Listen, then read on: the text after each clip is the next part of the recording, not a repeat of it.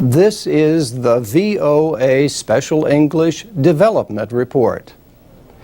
In 2003, the government of Kenya established a program of free primary education for all children. But there are not enough public schools for all the children who live in the crowded slums of Nairobi. Instead, some of these children attend what are known as non-formal or informal schools. These are supported by communities, religious groups, and other organizations. Informal schools use the national curriculum taught in public schools, but they operate largely with limited resources and without trained teachers.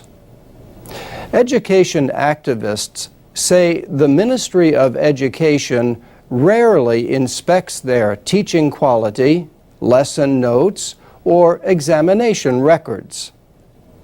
They say the presence of informal schools means that Kenya has two levels of education, one for children from the slums, another for children from better conditions.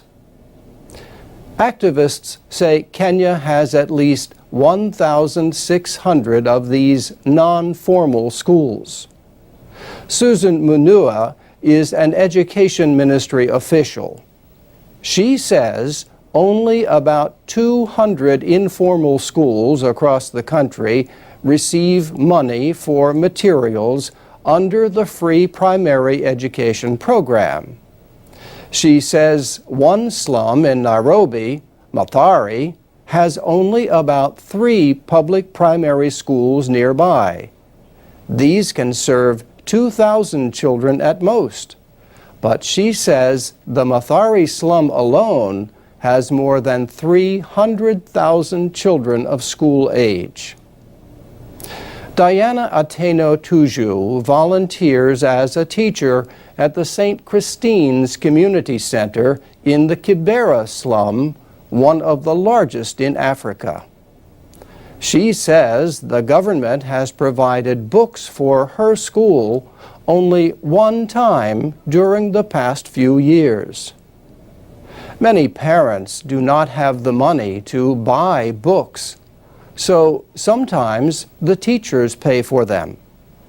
She says many students are sleepy and unable to pay attention in class because there is not enough food for them at home.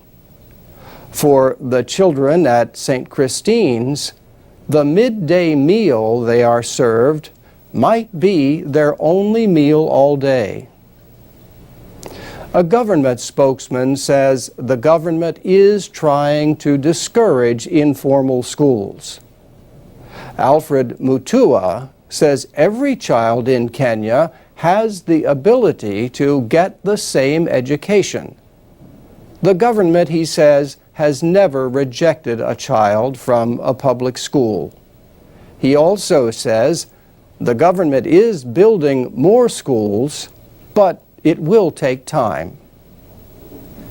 And that's the VOA Special English Development Report. Transcripts and podcasts of our reports are at voaspecialenglish.com.